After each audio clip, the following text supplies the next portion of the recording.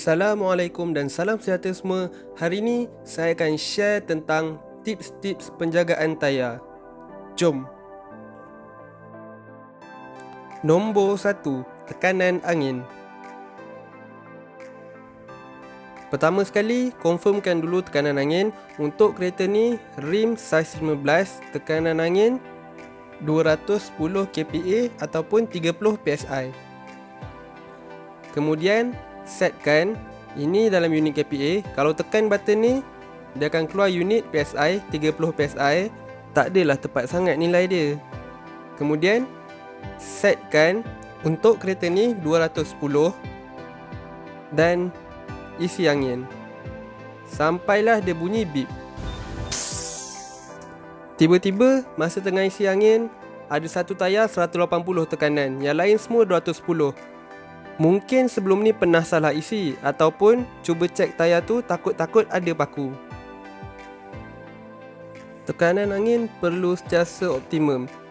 Kalau tekanan angin terlebih, tayar biasanya akan makan tengah dulu. Tengah akan botak dulu. Kalau tekanan angin rendah pula, tayar biasanya akan efek dekat belah tepi. Belah kiri dengan belah kanan ni akan makan dulu berbanding belah tengah. Bila tayar tu tak ikut spesifikasi yang ditetapkan, contohnya angin sentiasa kurang, tayar tu akan cepat juga botak sebab bila angin kurang, haba yang dihasilkan bila berjalan tu lebih tinggi dan tayar pun cepat botak. Selain itu, fuel efficiency pun akan berkurang. Angin tayar hendaklah diisi ketika tayar berada dalam keadaan sejuk seperti awal pagi dan tayar tak bergerak jauh lagi. Untuk lebih okey, boleh beli alat untuk baca tekanan angin tayar.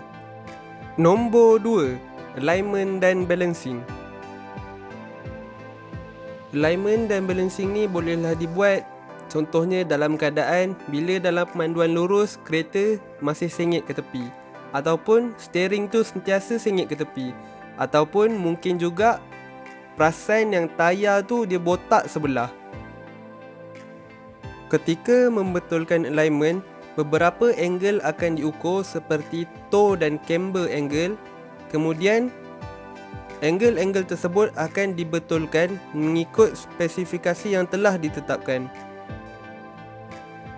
Tadi, saya ada jelaskan sikit tentang masalah alignment.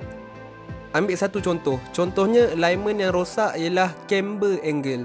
Kalau camber tu terlebih positif, yang akan efek ialah belah luar. Kalau dia terlebih negatif, yang akan efek belah dalam.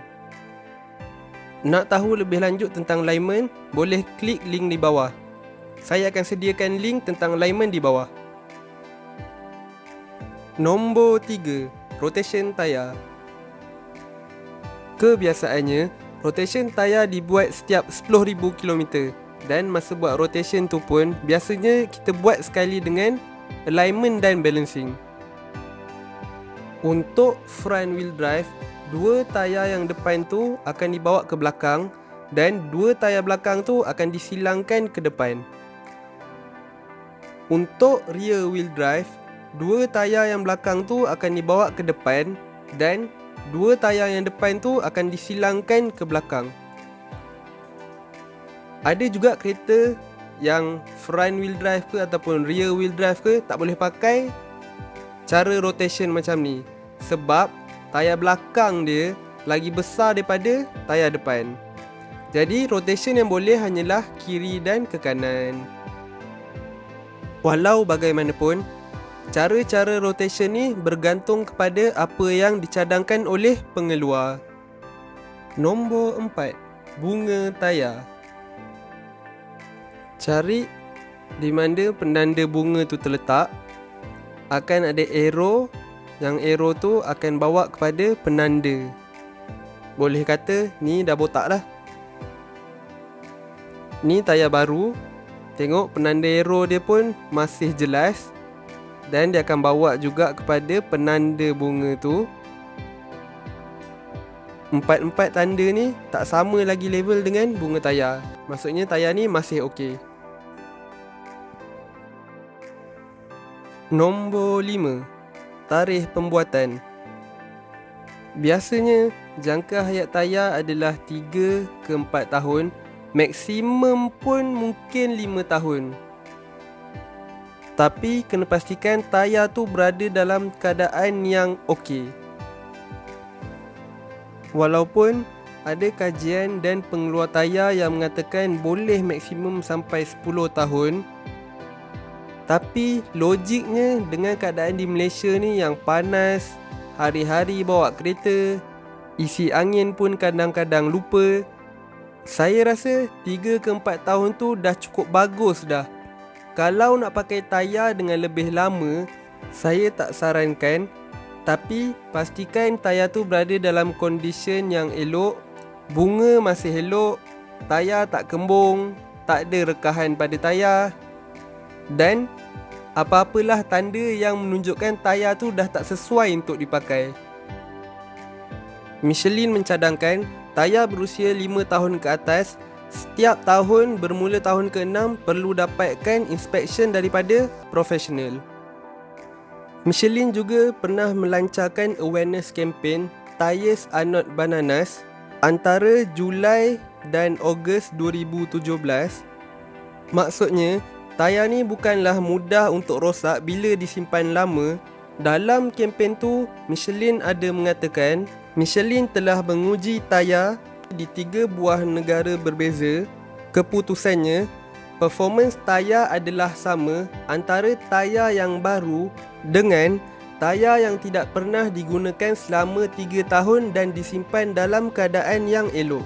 Michelin juga mengatakan tarikh luput tayar bermula daripada tarikh pemasangan tayar pada kereta, bukan tarikh pembuatan tayar. Macam mana pula dengan tayar jenama lain? Saya tak tahu. Walau apa pun, tukarlah tayar bila sampai waktunya. Tayar adalah komponen yang sangat penting dan tak boleh dibuat main. Nombor 6. Permukaan tayar. Pastikan permukaan tayar tak ada paku yang melekat, tayar tak bengkak dan benjol. Biasanya kalau tayar bengkak ni boleh rasa gegaran tu masa pemanduan. Dan tak ada rekahan pada permukaan tayar. Nombor 7. Tayar spare. Pastikan tayar spare sentiasa berada dalam keadaan elok. Kita tak tahu bila masalah akan berlaku, melainkan kalau pakai tayar run flat. Sampai sini saja perkongsian saya tentang tips penjagaan dan keselamatan tayar kereta. Harap membantu dalam penjagaan tayar kereta korang. Kalau ada apa-apa yang tak faham, korang boleh tulis dekat ruang komen. Kalau korang rasa korang dapat sesuatu pada video ni, harap korang boleh tolong saya dengan klik like dan subscribe channel ni. Sekian, Assalamualaikum dan salam sejahtera.